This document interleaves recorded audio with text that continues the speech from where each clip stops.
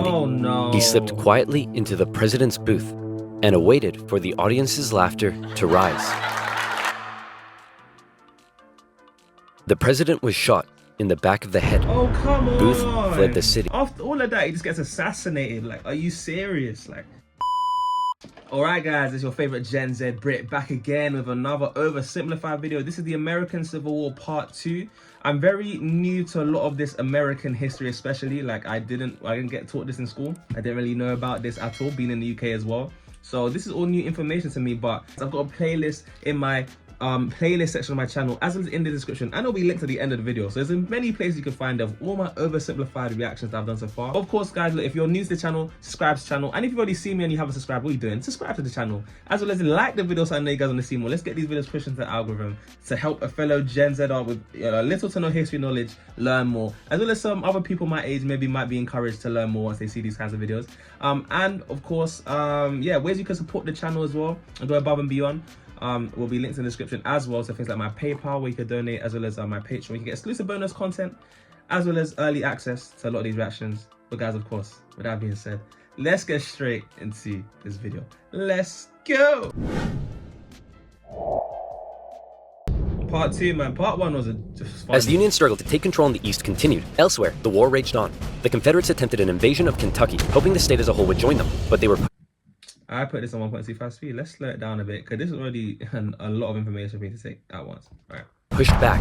The Indian Territories saw Native American tribes ally with one side or the other in the hopes of securing rights after the war.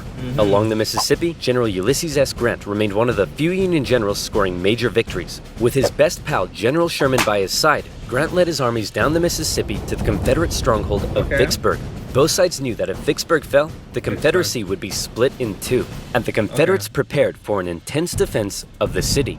But back in the East, Lincoln still wanted somebody to march south and take Richmond. Having given General McClellan the boot, he needed a new man in charge. All right, Mr. General President, McClellan, option 1 is General McClellan was annoying me that last part 1, man. The guy just didn't want to do anything. Maybe because he thought Abraham Lincoln was incompetent, or he just didn't respect the brother, just in general. But Abraham was letting him get away with it a lot of the time, at least how it's been narrated. But it's about time he got the boot, man, is what I'm trying to say. McClellan the boot. He needed a new man in charge. All right, Mr. President, option 1 is General Hooker. Bit of a nutcase, but a good general. Option 2, his qualifications are his name is Burnside and he has freaking dope-ass sideburns. Say no more. So General Burnside was put in charge of the Army of the Potomac and sent south. Lincoln hoped he finally had a general who could succeed. Burnside met General Lee at the city of Fredericksburg, where he intended to rapidly cross the river and take the city. But the Union War Department was too slow in delivering the pontoon bridges, and the two sides were forced to camp across from each other, close enough to speak. Hey Yankee, ready to get your butt kicked? Yeah, right, rebel. God is on our side. No way, God's on our side. Oh, you think so? Well, why don't we ask him? Hey God, whose side are you on? Dude, uncool. With over 100,000... They were that close they could speak to each other. Like, what's stopping them from just shooting each other, though, no? Like, why is there an element of, like, it being unserious that I'm getting here? Like, the war was, like, as much as it was serious, like, there was elements where people didn't really want to kill each other like that, so they'll be talking. I don't know, like, how this happens in wars is just beyond me, to be honest. Ow. I don't know. Dude, uncool. With over 100,000 men, the Union Army finally launched their massive attack on the 11th of December. But by now, the Confederates had amassed their forces. During the battle, wave after wave of brave Union men marched headlong into a brutal Confederate onslaught. Even the Confederates couldn't believe what they were seeing. And in one moment of camaraderie, a Confederate sergeant, unable to take it, reportedly came out into the field to tend to the Union wounded. Seeing this, the Union troops held their fire. Still, Burnside and his forces... See, this is what I'm saying. So it's like, when stuff like this happens in war, it just like, I feel like it's like a reality check. Like, these are human beings doing this, and you can imagine the mental, like, toll it takes on people to see these kind of things. Because especially now, in the more recent times of the American Civil War, you have these people, like the Confederates helping some of the Confederate troops. Like, that is mad. But then knowing you still have to go back to war, like...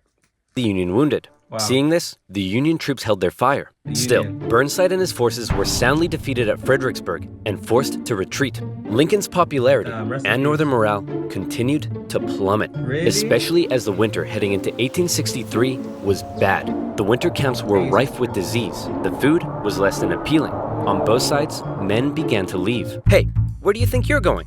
I'm deserting. What? Don't you love your country? Yes, I do.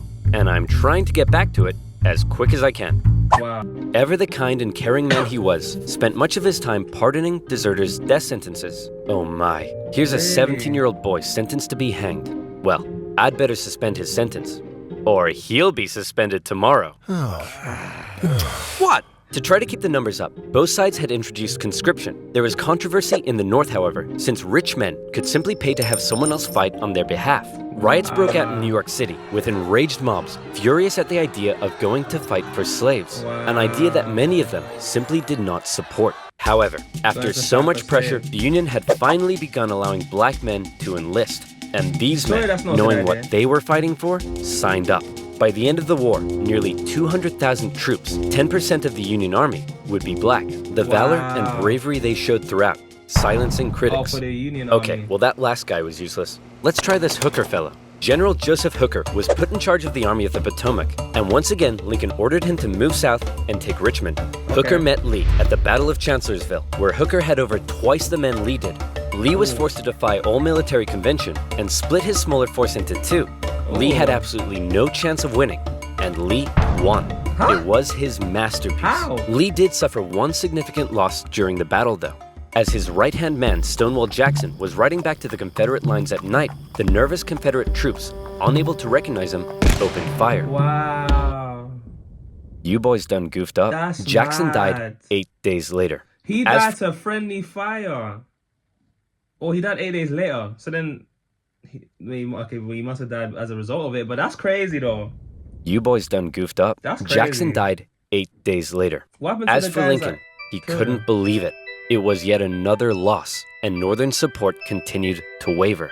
While the Union kept on struggling in the East, out west, unconditional surrender Grant was making moves as always. In an attempt to take Vicksburg on the Mississippi, he made a series of risky and bold movements. He sent a cavalry raid and feigned Sherman north to confuse the enemy. Then, aided by a fleet of ironclads on the river, he raced his army south to cross the Mississippi. Aware that the terrain to the north was restrictive, instead, he strategically moved northeast, hitting Vicksburg's supply line and defending his rear from Confederate armies in Jackson. Once he reached Vicksburg, the Confederate defense became hardened, and Grant was forced to settle in for a month-long siege, during which time he got rather bored. Despite not taking the city, Lincoln loved it. And Grant is going crazy and then he gets bored. Like, what is, like, this? Why is an element of unseriousness to this war right now? Like, you guys gotta help me understand that. Like, I'm thinking of World War II as this deep. Like, even I still understand how people playing football during, was it World War I? It was like a day, like, around Christmas or something, like, people were just playing football or something.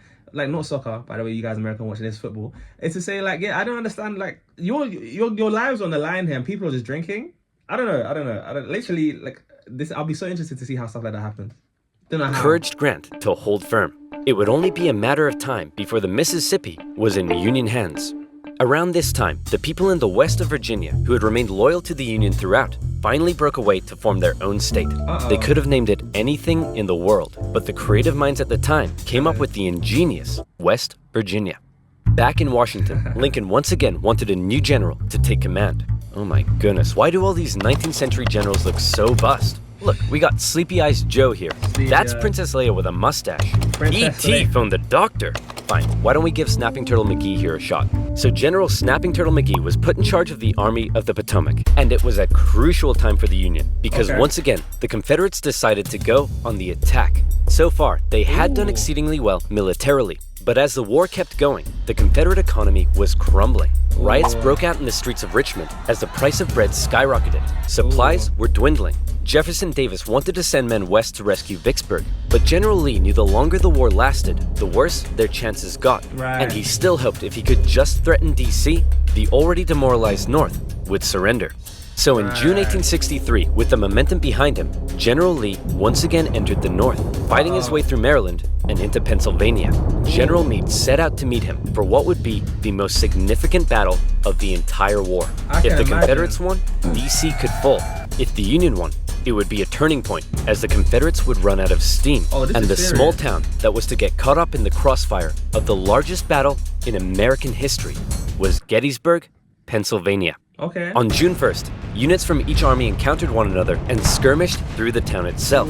The townspeople were forced to take refuge, except for one man, who reportedly ran outside for a strange reason. Joseph, What are you doing?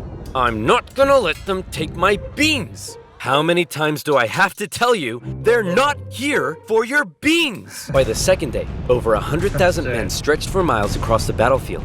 Lee took the initiative, deciding to hit the enemy's flanks, and he came very close to breaking through the Union's disorganized left. But Union Colonel Joshua Chamberlain ordered a desperate bayonet charge, smashing into the Confederates and forcing them back. The Union forces held across the line. On the final day, Lee believed the Union Army had fortified its flanks, so he decided to finish them off with one massive central assault. The Confederates rushed at the Union lines during General Pickett's charge, and this time, it was the Union's turn to unleash hell. Meade had correctly guessed Lee's strategy, and the Confederates were decimated, forced to turn and flee.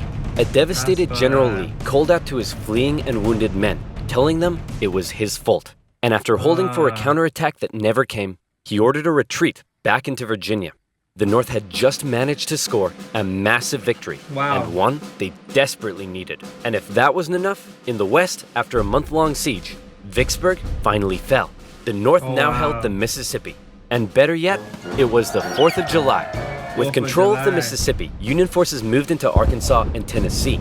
Tennessee in particular saw heavy fighting, with Union General Rosecrans masterfully pushing Braxton Bragg's Army of the Tennessee out of Tennessee. He suffered a major setback, however, at the bloody Battle of Chickamauga and ended up under a Confederate siege at Chattanooga. At one point during the siege, a temporary truce was declared so that wounded men could be recovered. And often in the Civil War, during these small truces, men from both sides would meet in the middle to trade things like tobacco, coffee, and maybe even honey. Ad promo. That's a great ad promo right there. But obviously, we're gonna have to skip that part. But look, yeah, like the whole trade and stuff during the war, I don't know if that's true, but if so, like I don't know how people do that. I don't know how they do that. Thankfully, General Grant, now in charge of all Western Union armies, showed up and karate kicked Bragg right back into Georgia. Like this. With Sherman and Hooker, Grant took on Confederate positions in the mountains around the city, including the famous battle above the clouds and Mission Ridge. Grant continued to be Lincoln's #1 guy. With these victories, Lincoln hoped the war was finally turning. Back in Gettysburg, the entire town had been turned into a hospital to care for the scores of wounded men. Throughout the war, on both sides, women such as Clara Barton rose to the occasion, doing crucial work on the home front and volunteering as nurses. For those who had given their lives, a new national cemetery was to be established at Gettysburg, and Abraham Lincoln traveled out to attend the opening ceremony. At the event, the main speaker spoke for 2 hours. Then, Abraham Lincoln was called forward to give some brief, appropriate remarks. In just 2 minutes, he masterfully and poignantly iterated America's national purpose and the need to continue the fight. The Gettysburg Address would become one of the most famous speeches in American history. Really? While they were now making Gettysburg Address. Like, you guys gotta let me know if you want to check that one out. But that sounds serious, man. Especially after in Gettysburg, they're having these, like, they had this whole battle, a very important battle in that city where there's civilians just chilling. Like, you're seeing people in the roads. Like, that is insane to me. Like, me being born in the 2000s, I've never been experienced anything close to that. So that's just crazy to imagine. The North still couldn't find a decisive victory in the East. And that was bad news for Lincoln, because his presidency was now in its 4th year. In 1864, there was an election coming. The Confederates knew this too, and with little hope left of being able to threaten the North militarily, they believed their last shot at victory may be in the election, since Lincoln, emancipation, and the war itself weren't exactly popular. People in the North were sick of war and wanted to put it behind them. Robert E. Lee hoped that if he could just hold out and continue to inflict more defeats, the people of the North would vote Lincoln out and replace him with a Southern sympathizer who may be willing to negotiate. Lincoln knew now he desperately needed a victory. Now, I know what you're thinking, but oversimplified. If Lincoln loves General Grant so much, then why doesn't he put him in charge of the campaign in the East? Well, guess what, loyal subscriber? You've hit the nail on the head. You're bold, Grant. I'll grant you that. I'm promoting you to General-in-Chief, and I ain't taking you for granted. Now, I want you to go defeat Lee.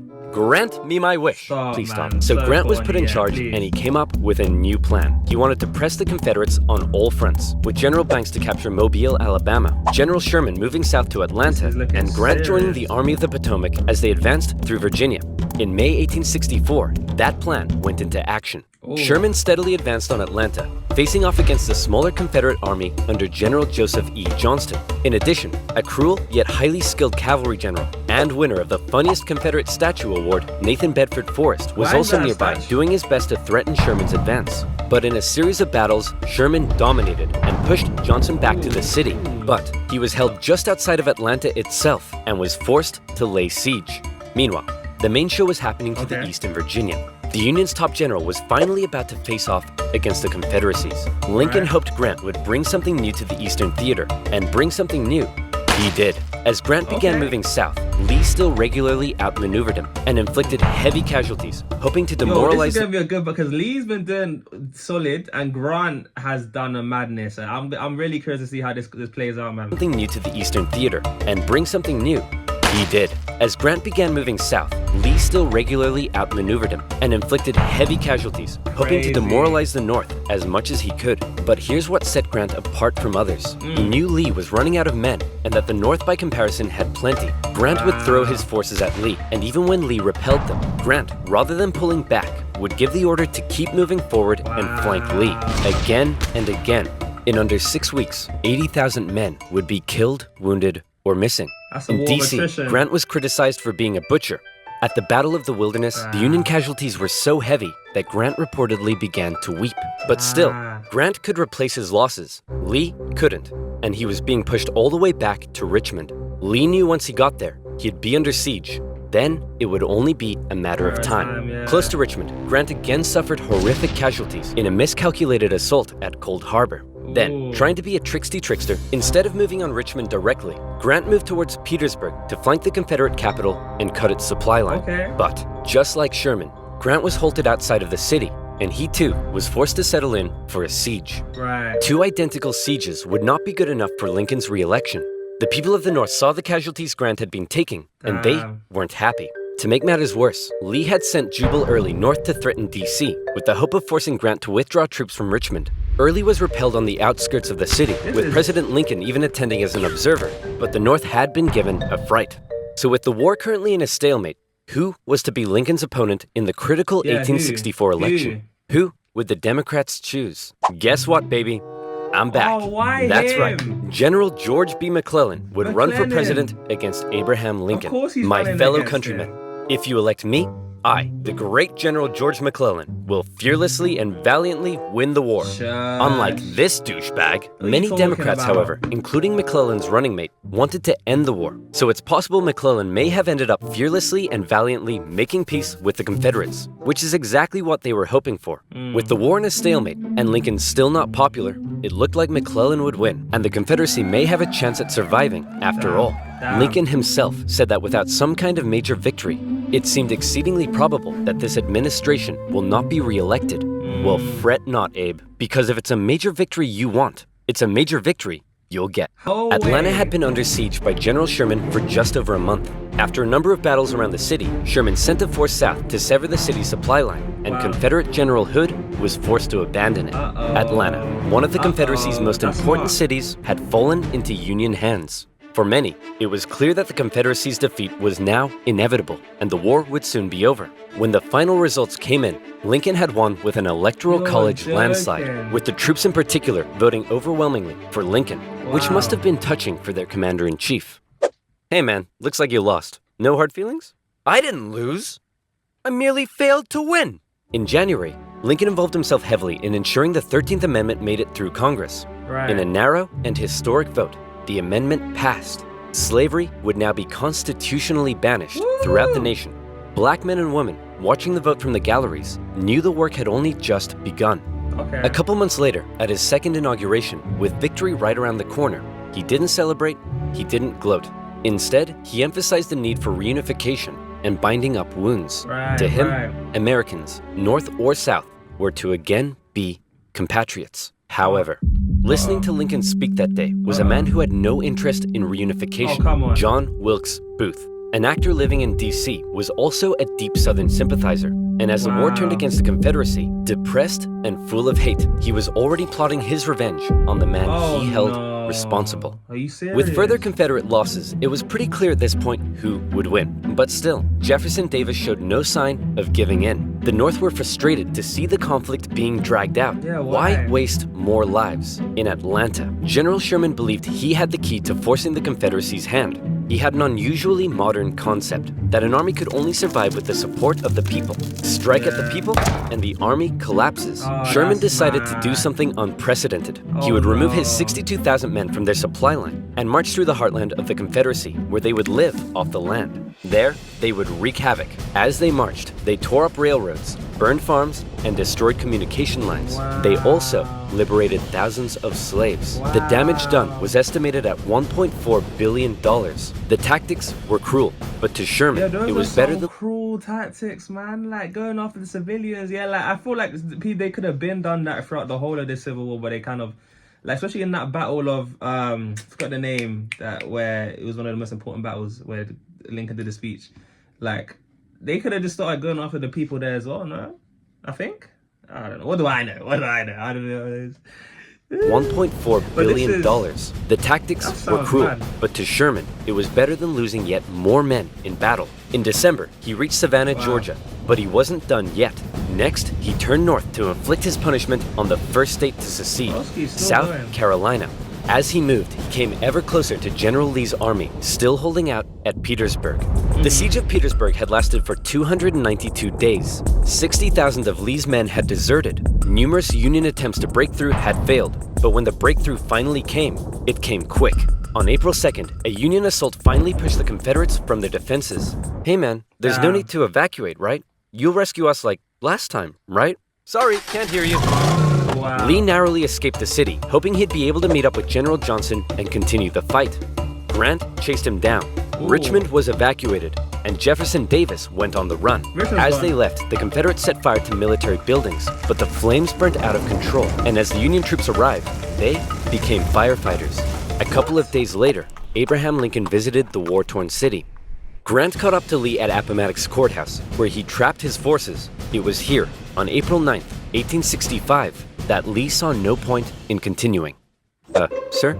Listen, bub. I drank a bit too much last night, and now I'm hanging like a fruit bat on a hot day. So whatever you have to say, I don't want to hear it. General Lee says he wants to surrender. Hot diggity dog! Grant and Lee met in the home of a nearby farm family, owned by a man who had tried his best to escape the Civil War years earlier, Wilmer McLean. All right, can we all just hurry up and get this over with? Did that actually happen? Like they actually met up with a guy who in someone's yard who wanted to end the war like a long time ago. And why do I feel like the something's gonna go wrong for Lee here? Like the science, I don't know. I feel like something's gonna go wrong. I don't know. Years earlier, Wilmer McLean. All right, can we all just hurry up and get this over with? Martha, not now. I'm cleaning. Do you want us to get rats? Grant and Lee, after years of war, now spoke respectfully to one another. When Lee left, his face filled with emotion, Grant's men began to cheer, but Grant ordered them to stop. He knew that now was the time for reconciliation. Just over 2 weeks later, General Johnson would surrender to Sherman, ending the war for 89,000 Confederate soldiers in the largest surrender of the war. Not every Confederate state had surrendered, but the war was as good as over. Across the North, church bells rang out and celebrations erupted. In Washington, Lincoln gave a speech from the White House to a jubilant crowd, in which, among various things, he expressed his support for black voting rights. Lincoln had seen the nation through its deepest crisis. The presidency had visibly aged him. He had lost over 20 pounds. He said sometimes, "I think I am the tiredest man on earth." I'm not sure tiredest is a word, but geez, the man's exhausted. Cut him some slack. On a carriage ride with Mary, Lincoln clearly was looking forward to being a president in a time of peace. He was apparently very cheerful, surprising his wife, and he told her that between the war and the loss of their son, they'd both been very miserable. Now, it was time to be happy.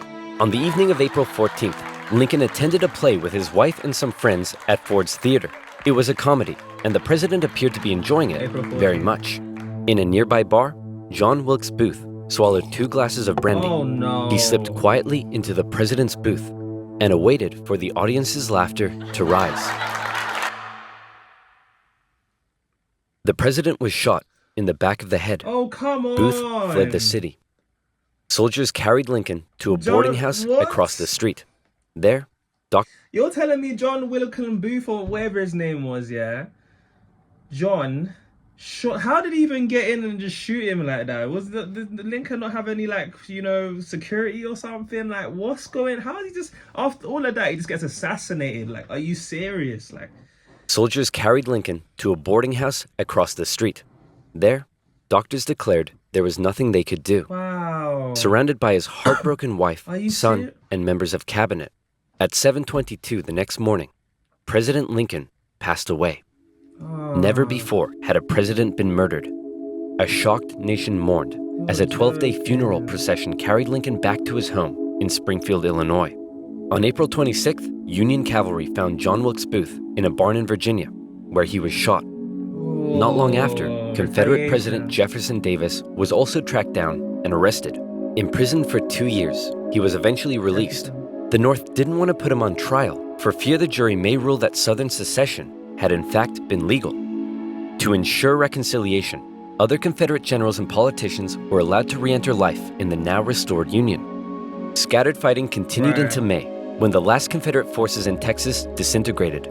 The Southern states came under Northern military occupation to prevent any further rebellion, and a very difficult era of Reconstruction began. Over 3 million Americans had fought, brother against brother. The Civil War remains the bloodiest conflict in US history, but the Union had been preserved. You could say the real winners were those who were to never again be slaves. Further amendments passed by Congress gave black individuals the right to citizenship and to vote. Significant progress had been made. However, entering into the 20th century, it was clear the fight for equality would continue. No, from what I've seen of things in modern America, the man who fought to preserve the nation and never gave up in the darkest of times stands as a symbol of honesty, empathy, humility, perseverance, and courage. A continuous reminder of what has forged America and what it should ever strive to be. So it's making a little bit more sense now. America's making a little bit more sense now with the history. Okay, so shout out to, rest in peace Abraham Lincoln, man. I didn't realize he got assassinated, and that's how things ended shortly after the war ended. And wow, I think after seeing videos like this, especially when I did that Jim Crow laws video, it definitely helped that I've seen this now to kind of see the context that kind of went into it, and also what sparked the start of this war, the whole emancipation, with them with making slaves illegal and stuff like that. At least that's what sparked it. So, and then the division between the North and the South, just naturally politically, it's just wow, man. I've learned a lot through these videos so far, and I'm still probably gonna have to watch it again just to take it in a bit deeper. And I'm sure a lot of you guys commenting down below can fill me in some of the parts I've definitely probably misunderstood. But regardless, it's my first time checking this out, my first impressions, and wow, man, it's the picture is slowly starting to fill in. But guys, look, let me know what you thought of this reaction, even if you thought a lot of this kind of did a good job at, OverSimplified did a good job at simplifying this kind of civil war. I'm sure it was definitely more complicated than how he painted it out, and there's probably some details that may not have been put in. So I'd love to see what you guys have to say in the comments below. Maybe some things you can fill me in on. And also, yeah, let me know what other stuff you guys want me to check out. Again, I've got a playlist, will be linked at the end of the video of all my oversimplified reactions. So if you guys want to check out some more history videos from me, then you know where to go. But yeah, guys, that being said, comment down a red, white, and blue heart if you made it to this point. Rest in peace all those brave soldiers who fought in the war, and Abraham Lincoln as well, and everyone involved who may have been affected. And yeah, guys, look, that being said, I'm your boy JayFlex. This has been the American Civil War, Oversimplified Part 2. For those guys who made this point, you guys have been absolutely wonderful, and I'll see you guys in the next one. Peace.